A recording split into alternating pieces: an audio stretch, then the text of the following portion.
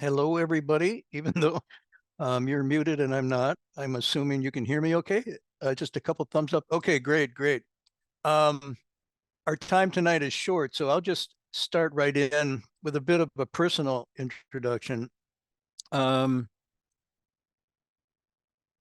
I came to the monastery in 1974, 75, wanting to deeply engage in healing what was then and remains a very troubled world. Um, I had just lost my best friend to war, almost like a brother for me all my life. And then in the 1968, when we were deeply involved in political activism and so forth, you'll probably remember Bobby Kennedy was assassinated and Martin Luther King were assassinated in 68. And then there was a hopeful gathering in Chicago in 1968 that might turn things around, and it turned into a horrible debacle and riot on the Democratic National Convention. Um, and that was sort of the background of both heightened awareness and sort of despair at things working out. In my own campus, the dynamics of activism engagement sort of quickly shifted from starting with discussion and debate, and then it got into demonstration, and then like the national movement, and to some extent international, started to move into death and destruction. Um, in my campus in 1974, student activists, part of the student movement, uh, parked a van next to the physics building, which had the Army Math Research Center in it, and blew it up. And three people were severely injured. One was killed, who was a father. And all of the people that were killed or injured, and the building that was destroyed had nothing to do with the war at all. It was just a miscalculation. Um, and I started to think at that time, without some kind of interchange, these outer conditions were just going to be doomed to repeat themselves. And I could see it happening. So at that time, I was fortunate to encounter a meditation session that was given at Gold Mountain Monastery around the idea of great compassion and the Bodhisattva of great compassion, Guanyin, Avalokiteshvara. And something in me responded very much. The poem that went with it, which is a thousand eyes see all, a thousand ears hear all, a thousand hands help and support living beings everywhere. That was the poem associated with this Bodhisattva of great compassion. And somehow it struck a nerve in me. That's exactly what I needed and wanted. It was the shift I was looking for from outer to inner. And I remember one of my first encounters with the abbot there, this Master Hua. Somehow he anticipated and knew what I was into. And he said, if you want to change the world,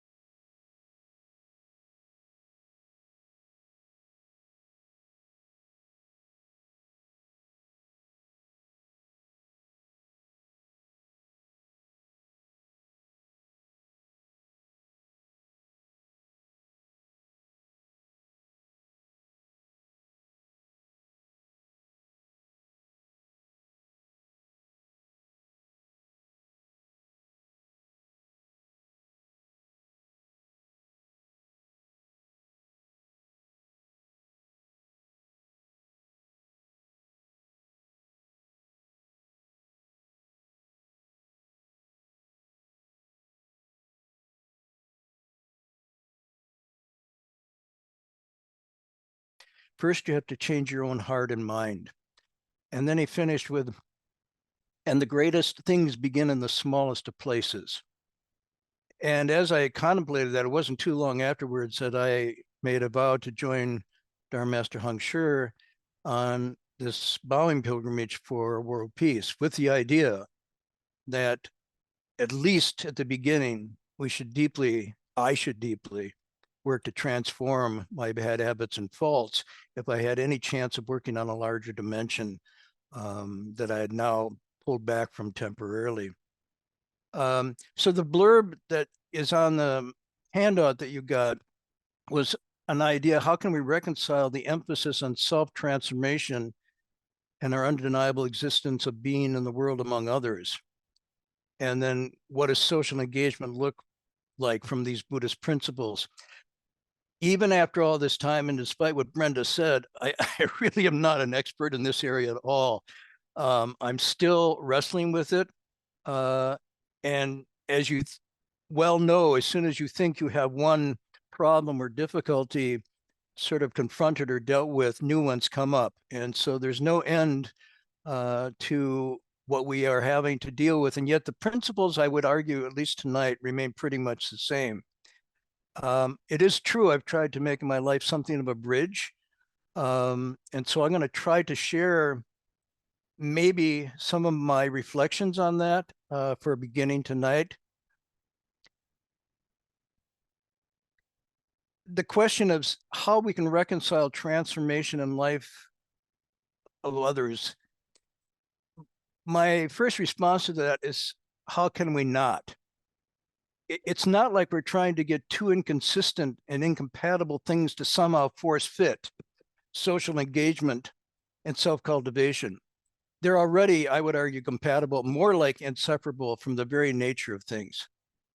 They're not split to begin with. And any separation or need to reconcile really is our or my challenge, and not due to an inherent inadequacy of the Buddhist teachings. Sort of like so many Buddhist concepts, and this is something I studied early on, like karma, nirvana, emptiness, they're really misunderstood. And the idea that Buddhism is all about withdrawal from the world, denying life, and socially indifferent is really a gross misreading, not just of the formal text and teachings, some of which I want to share tonight with you, but with the actual living tradition over the generations of teachers and students. Let me give you just a couple quotes drawn from some of the text. This one's from the Avatamsaka. It says, worldly and otherworldly, mundane and transcendent are differences in name only, not real. The Buddha Dharma is a non-dual Dharma, and the Buddha Dharma is right here and now in this world. There is no awakening divorced from this world. And then finally, another line says, truth and falseness, ordinary and enlightened, interlink and mingle, and right within the ordinary, one finds the Buddha mind. Finally, this verse, and this is from the Platform Sutra. I really like it because it's very succinct. This is a great master, Huineng, who says, the Buddha Dharma is right here in the world, and there's no awakening apart from this world. To search for enlightenment somewhere beyond this world is like looking for a rabbit with antlers. So after this is Tang Dynasty, and rabbits with antlers were, to say the least, fantasy. Now with genetic engineering, I'm not so sure that the verse carries. You probably could find rabbits with antlers. But the idea here is that these are two distinctly interrelated realms. And so I think what we call Buddhism, I would prefer Buddha Dharma, has been wrongly characterized as socially disengaged and even otherworldly. And I think to some extent that gave rise to the topic tonight. But it's not true.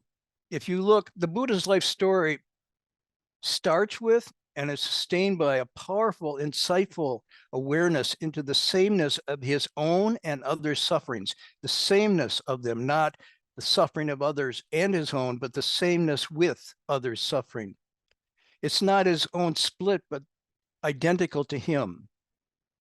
And along with that, a strong desire to address it, and not simply to passively accept it as this is what life gives us. I'm going to just read a very, very short passage. This is from the Buddha Charita, which is written by Ashvaghosha. Essentially, it's called The Life of the Buddha. And what you get here is the Buddha's quest begins with contemplating the origin and destruction of all living things, of all conditioned things. And this dilemma we find ourselves in, that we're born only to die, and there's this brief interval in between, and what are we to make of it? And so he basically says, this belongs to me, this condition, this conundrum belongs to me and all beings. And then he has this reflection as he's out. He says, clumps of grass dug up by the plow littered the earth, covered with tiny dead creatures, insects and worms. And as he beheld the earth with all these strewn about, he grieved greatly, as if a kinsman had been killed. Again, I will quote, he grieved greatly as if a kinsman had been killed. Their bodies discolored by the wind, the dust, the scorching oxen wearied by the toil of the pulling of the plows. Great compassion overwhelmed that great noble man. And getting down from his horse, he began to pace slowly across that land, deeply engulfed by grief and reflecting on the birth and death of all creatures. And deeply anguished, and he cried out, how wretched indeed is this world. The reason I'm bringing this up is to show that at the very origins of what we call Buddhism isn't just a quest for enlightenment, but equally, and perhaps even more so, a motivation by deep compassion for the plight, not just of people, but of all living beings. You know, and except for this period alone under the Bodhi tree, as some of you know the story, where he sat and determined to break through these almost insolvable riddles, he was not really ever alone. Even when he was there under the tree, was not really alone, if you read the narrative.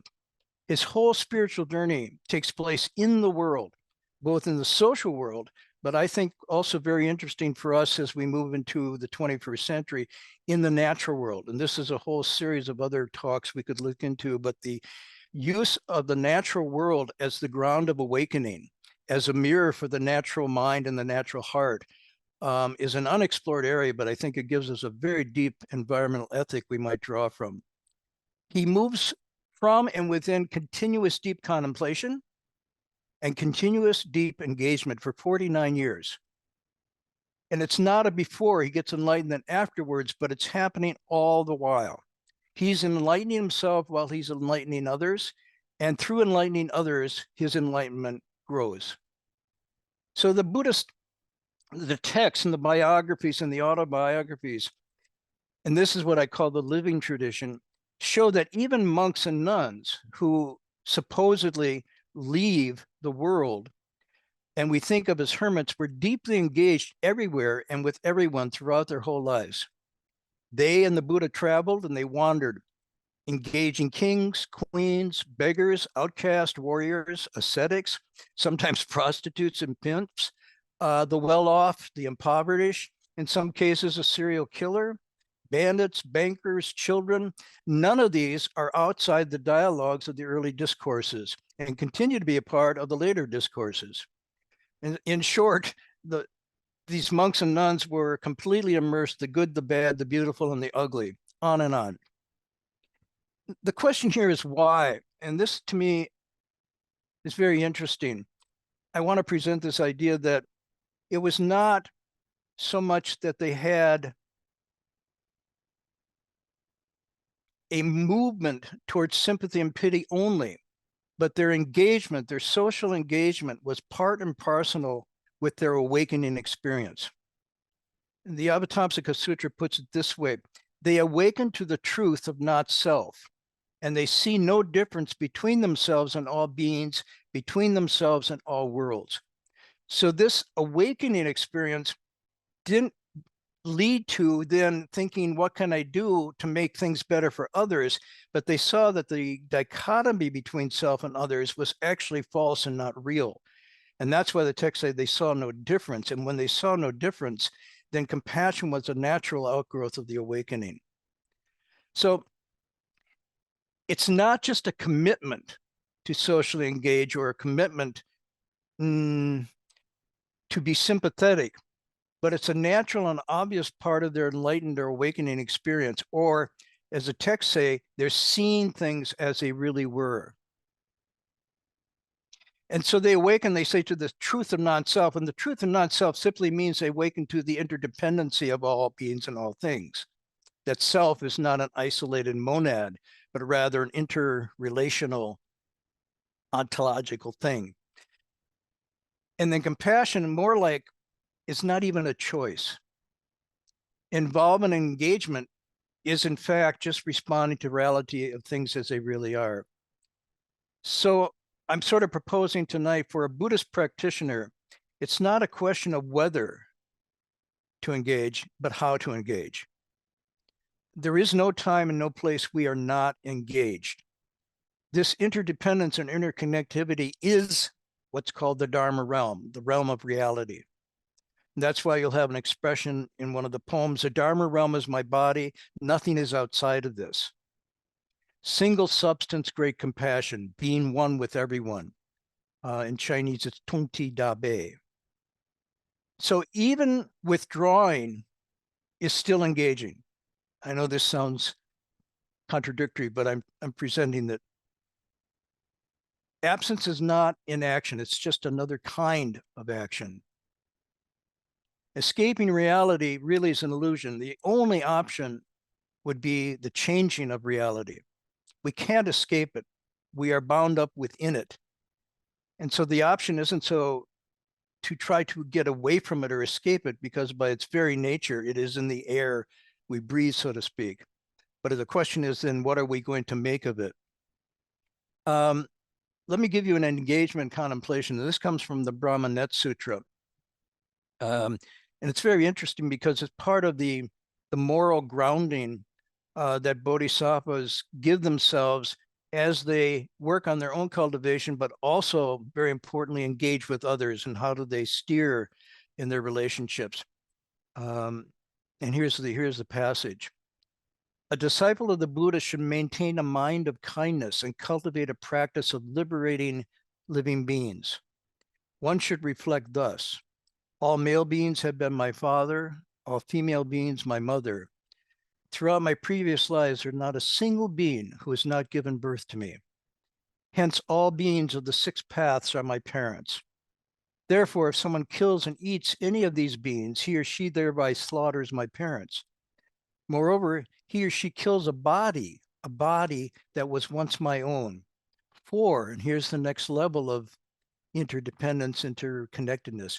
For, all elemental earth, air, fire, and water have previously served as part of my body. All elemental earth, fire, and water have composed my basic substance. Therefore, I should always cultivate the behavior of liberating beings, and in every life be reborn in the eternally abiding Dharma, and teach others to liberate beings as well.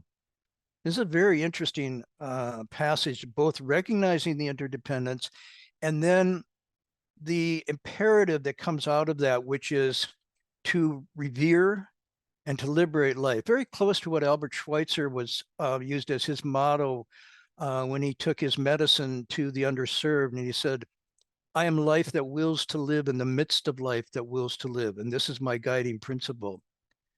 So the self-transformation and being in the world among others, which was part of the blurb, is actually an unbroken thread. It's a single intertwining fabric. And this is not just a religious or spiritual concept. If we look now at our environmental crisis, for example, the nuclear radioactive contamination that they call fallout because it sort of falls out of the sky nowhere. It's generated in one place, in sort of Chernobyl or Fukushima or Hiroshima or Nagasaki. But over months and years, it spreads and settles everywhere and anywhere in the world.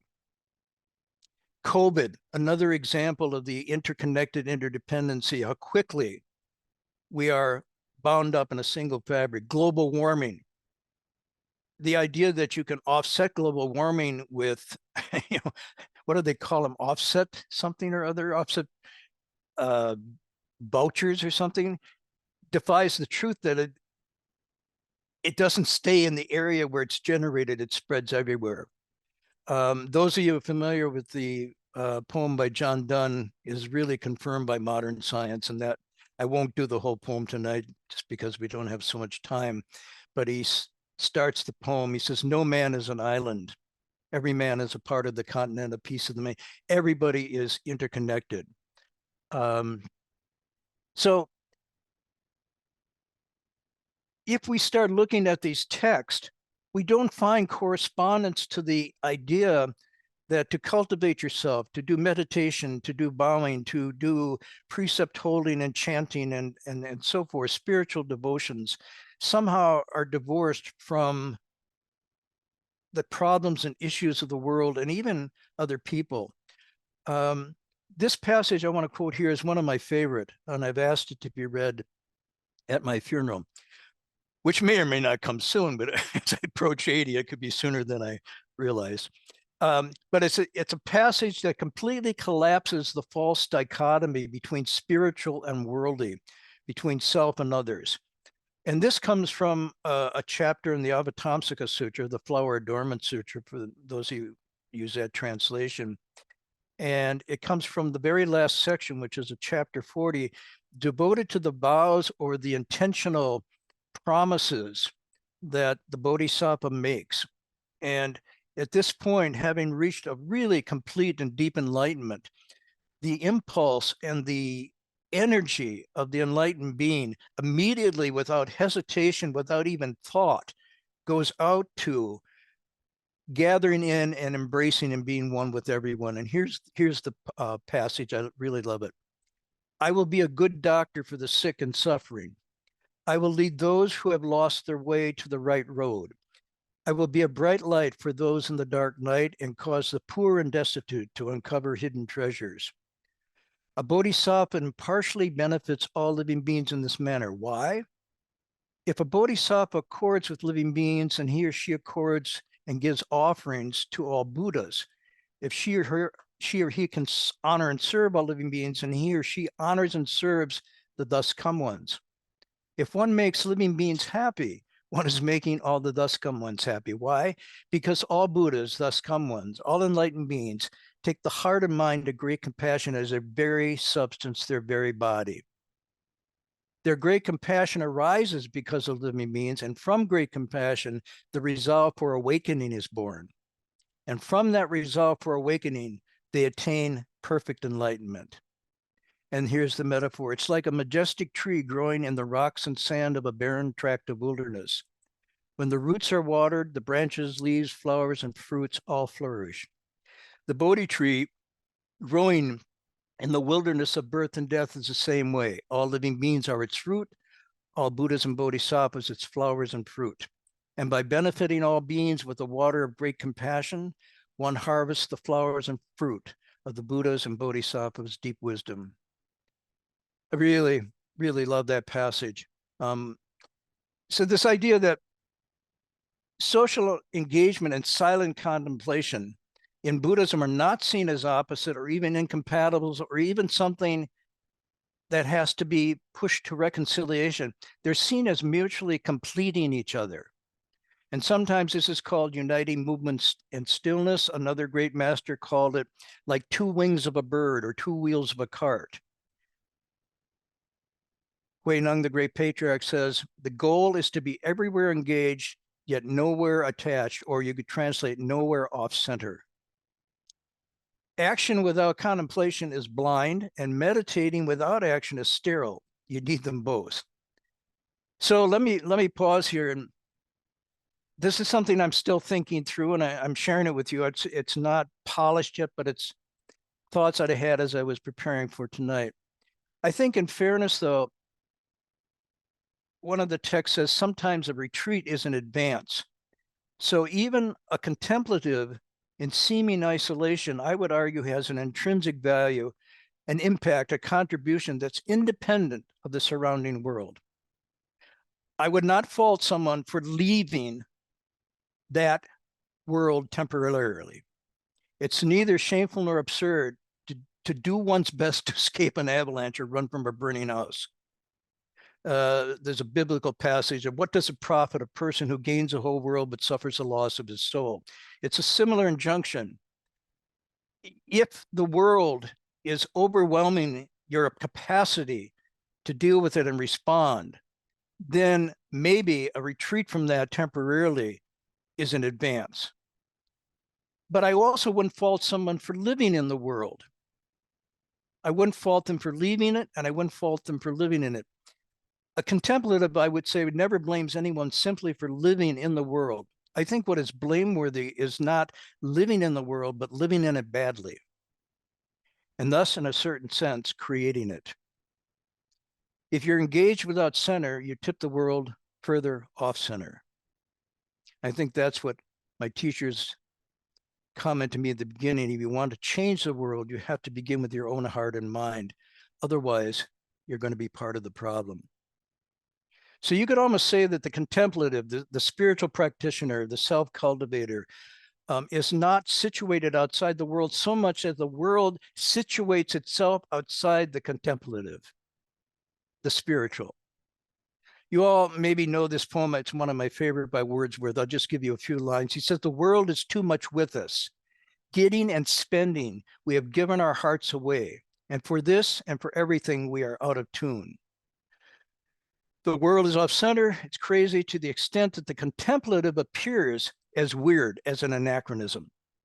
And that's why sometimes when we were doing the bowing pilgrimage, people would say, oh, weirdos, bald-headed weirdos, get a job, do something for the world.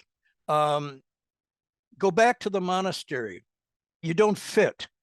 Now, that was some people. Other people were quite the opposite. But I wanted to quote the idea that a contemplative can appear as a weird anachronism, but it really is the world that's become anachronistic to the soul, to the heart. Our times now, they worship the quick, the new, the shallow, material things, almost to the point of idolatry, I would say. But a contemplative at least tries to embody what is timeless, enduring, deep. It's a delicate balance. I admit, I don't know that I have it yet. It's something I strive to bring into harmony. If I'm too much in the current times, I could easily drown. And our age that we live in now tends to cut us off from our roots. And even more so with the technological advances, if you want to use that word, that increasingly take us away from the essential human and capture our consciousness, capture our cognitive faculties. If it cuts us off from our roots, and in doing so, it withers the branches, both social and our relations, and also our relationship to the natural world. And without roots, without these deep spiritual roots, all of our progress in keeping in step with the times only succeeds in dehumanizing us further. A contemplative in the world, and that's sort of the model, I think, of tonight's talk, is a contemplative in the world, insists that happiness does not lie somewhere else or far away or in something located outside ourselves, but in cherishing and cultivating our very selves and building a world from this ground up. I'm thinking more, it's not so much living in the times as much as maintaining a space, a stable rootedness in nature, both within and without. The image in Buddhism is the lotus flower that's in but not of the water it's in. And the Abhitamsaka says the bodhisattva enters a fire but does not get burned. Philosophers like Martin Heidegger have called this the natural primal unity of our birthright, this deep interconnected trueness of being. But he warned, and this was back in the 50s, the technological knowing associated with calculative thinking, with the modern mind, reduces our focus down to things and objects and collapses human consciousness. The Buddhist expression for this is woming, literally without light, or vidya, not seen clearly. And then Heidegger warned that this collapse, desensitization, deafens us so that we're unable, quote, unable to hear the call of the more primal truth. And for this, I add a section of a poem that I really also like by William Butler Yeats, who talks about going back to a childhood space of a lake and a pureness and a closeness to nature. And then his poem ends that he wants to internalize that spot into his heart no matter where he is. And he says, and this is the poem, always night and day, I hear the lake water lapping with low sounds by the shore. And while I stand on the roadway or on the pavement gray, in other words, in the larger world, I hear it in the deep heart's core. I hear it in the deep heart's core. Maybe I'll just jump to some final thoughts here, and then we can open it up for questions.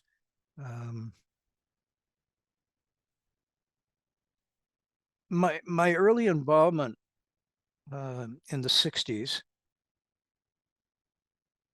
was basically with human rights or variations of the human. Racism and the civil rights movement were a deep part of my upbringing. War and opposition to war, the increasing disparity between the rich nations and the poor nations, and the resulting poverty on one hand and overdevelopment on the other. Early on in Wisconsin, I was working with migrant workers and their children. And all of this took place around a globe and on this earth. But now the globe and the earth itself, I think, is on the chopping block. And so what I presumed to be a constant, a steady, which was, as the sutras say, like the great earth that's able to sustain all things, that now has become an imperiled and endangered living being itself.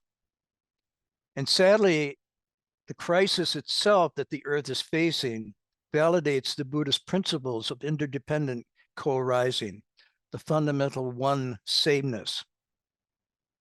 And I would say the truth of anatta, which is misunderstood as being a denial of the person. Rather, it means there's no separately, hermetically sealed off self. There's no separateness apart from everything. So emptiness and anatta actually are something much more positive, referring to the fullness of a true self interconnected with everything and all beings. And so it's almost like we have to shift and see the earth itself as a sentient being, as a mother, father, sister, brother, as our own body. And again, I think even though it's huge and it can be daunting and depressing to think, how can we possibly take it on? I come back to this same principle. The biggest things begin in the smallest of places. So here's some thoughts. They're not exhaustive. I have no idea and have immense hope that a younger generation will come up with very creative and inspiring, engaged actions that stay within grounded principle and keep them whole and complete unto themselves and really make a difference. And those will come in response to the crises that come up, to their own inventiveness and their own compassion. But one of the things the text talks about that can be done is one called giving as one of the perfections or the paramitas. But one of the notions of giving is not just giving away, but called giving by reducing your share. In other words, instead of aggrandizing and acquiring more and more, you stay within a medium of need rather than greed. And what isn't necessarily for your wholeness and health, then you don't acquire, you don't accumulate. Now, I know that this is something the economists get really upset about, because their idea of a healthy society is a constantly expanding and growing economy. But I must say, I don't think the world can take it. Not only can we not take it because it disturbs and troubles our spirits to no end and makes us feel like we never have enough, we're always insufficient and lacking, but by reducing your share, that means there's that much more available to go around.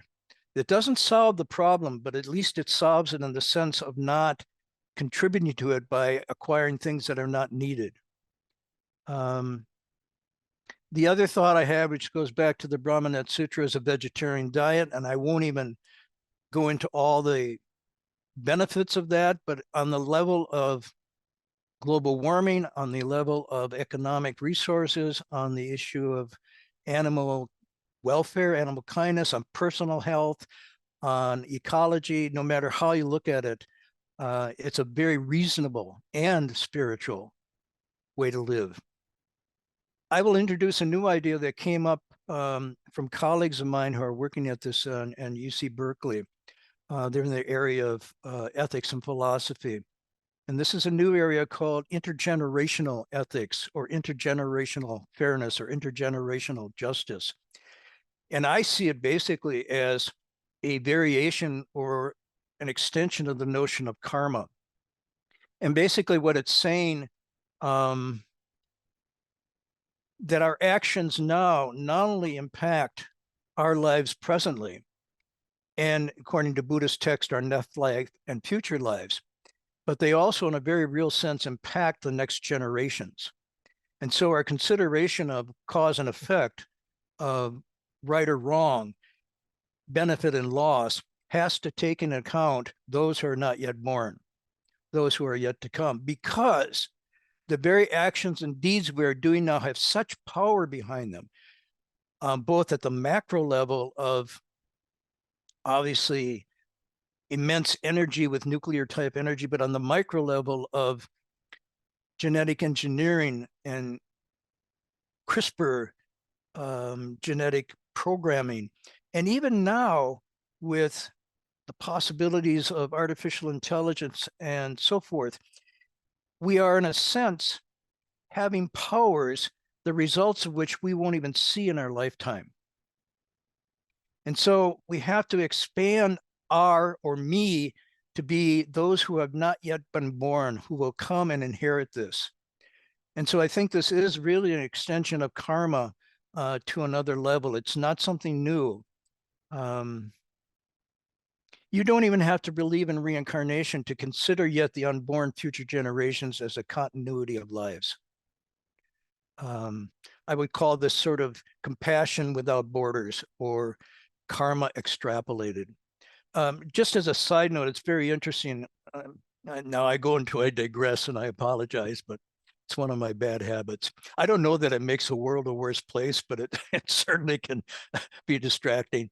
But all of you know there's a famous Greek text. What's the name of it? It's called Prometheus. Prometheus. And in this text, Prometheus is a hero, supposedly, who gives fire from the gods to people. And this is seen as he is the one that bestows on humankind the arts, industry, agriculture, and then the powers, the technological powers that allow us to shape and control our world. And he's punished by the gods. He's chained to a rock, and he goes through a constant reincarnation, so to speak, where he's pulled apart by these predatory birds. And the text is always represented as he's the hero who has given this gift to humankind, and he's unfairly punished by the gods for his disobedience. But if you read the Greek text more closely, you see there's a key passage in there that says he wasn't punished by the gods for disobeying them. He was punished for giving to, and they say, day flies, the powers of divine. In other words, giving to creatures of a day, it said, the powers of the immortal gods. And what this meant was he was giving powers to people who had a myopic silo view of the world in the sense of their own existence, and could not see beyond the boundaries of their own egos. And that creatures of a day meant their actions were short as a day, but the implications of their actions could go on infinitely, forever. And so they were punished. He was punished because he could not give the wisdom needed to control the powers of the technology that he was giving. There's this really interesting kind of, you could call it a myth or a story, but I think it really does go to the heart of what we're dealing with here, which is we now can go beyond our generation into future generations, but do we have the compassion and wisdom to really include them and think about them, and not simply what's going to happen within our lifetime. The other thought I had, and this is, again, limited. I'm sure there's better ones that all of you can come up with. But I'd like to see the monasteries themselves reanimated. And I'd like to see if there could be a reintegration of the secular and the sacred. Historically, and in some places continuously, monasteries have always been places of engagement, not withdrawal. And in fact, you came there to re-engage, to reconnect, and to re-inspire, not to escape reality, because in fact, reality is not escapable. So conferences were held there. They became educational centers, elementary schools, secondary schools, universities, the arts, music, all the arts, pottery, creativity, drama, were all places that were featured in monasteries. They were forms of the interchange of ideas and debate on key issues. Back in Gold Mountain Monastery in the 70s, it was fairly consistent with all the candidates for mayor of the local government would come to the monastery and have a debate right within the Buddha Hall. And there would be question and answers. The whole community was invited in. So this place of the monastery as a sacred place in a secular world, breaking down those boundaries, is really quite important. I remember on the bowing pilgrimage, one person came up and said, I can't join you. I don't have the freedom or luxury to go do what you're doing, or even go to a monastery. But just knowing you are here and knowing that the monastery is there gives me hope and joy, which I thought was really interesting. It's like, it can seem like a world apart, but even more subtly, it's like our national parks or our natural reserves. It's these untrammeled places of openness, restoring and renewing. And even knowing that such a place exists, this person says, give me hope. I think if we think about reintroducing that historical pattern where the monasteries were in fact very closely integrated into the secular, into the worldly, it might go a long way for breaking down this false dichotomy. The other notion I'll just throw out now and then is the idea of, those of you who know Buddhist philosophy, pratitya samutpada, which translates as condition co-arising. And like impermanence, these are always rendered as a sort of confining limitation of the human condition. But really what condition co-arising means is that everything's interrelated and nothing is fixed or fated. Nothing is out of our hands or our mind. Everything, I mean, to use the expression, what it means is it all depends. If you want to say what is condition co-arising, it all depends. So if everything is conditional and flexible, excuse me, this means that impermanent, one of the signs that get people disturbed is the fact that nothing lasts, nothing stays, it's impermanent. But impermanence also saves us because it means we can change. So condition co-arising and permanence, if we stop seeing those as negative factors of a Buddhist insight, but actually empowering dynamic principles, then we can actually get out of a sort of, excuse me, maybe a despair that there's nothing that we can do. Because what these teachings are saying is that anything is possible if you set your mind to it.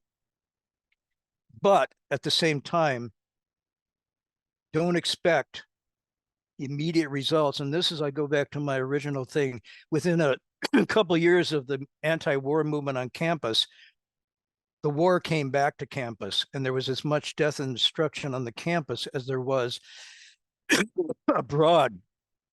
And somehow the impatience of changing a culture and military industrial complex so deeply ingrained that wasn't going to happen in a year led people to take direct action and ended up imitating the very thing we were trying to stop, which was death and destruction and violence.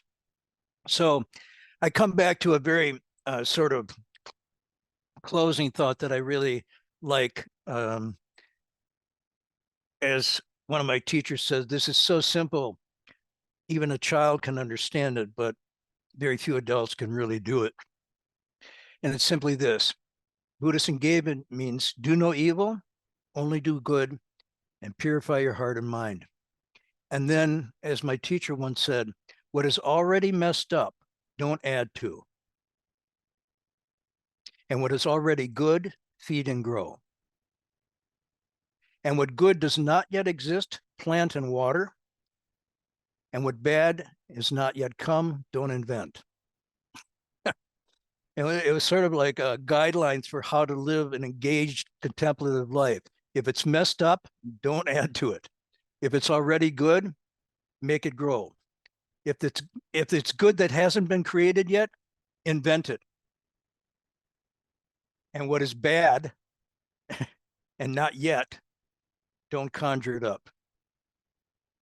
And so my last thought is this wonderful thing about bridging, because part of the blurb at the beginning was how do we bridge or reconcile? I would say the bridge is already there. We just have to recognize it. But here's a line of passage I really like. And it says, the Bodhisattva, the enlightened being, because of wisdom, does not dwell in samsara. And because of compassion, does not dwell in nirvana. He or she is like a ferry boat or a bridge, constantly going back and forth, crossing over beings. And so this is a sort of model of engaged, contemplative, apart, yet enmeshed, not staying in one place, but going back and forth between wisdom and compassion, between samsara and nirvana. And in fact, what you come away with is that there's no stopping. There's just this continuous, ongoing, inventive responsiveness. So one last thought of this. I mentioned that the bowing pilgrimage started with the thought that if we can do something to straighten out our own hearts and minds, get rid of the greed and the anger and the jealousy and competitiveness, aggression and so forth, we may not actually turn the world around, but at least we won't contribute to it getting worse. But the question was, how could we as monks go out into the world like this and not drown?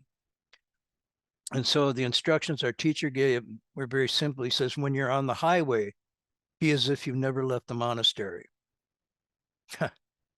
And the interesting thing is, when we finished the pilgrimage and came back and arrived at the city of 10,000 Buddhas, both of us were thinking, how are we ever going to go back into the monastery?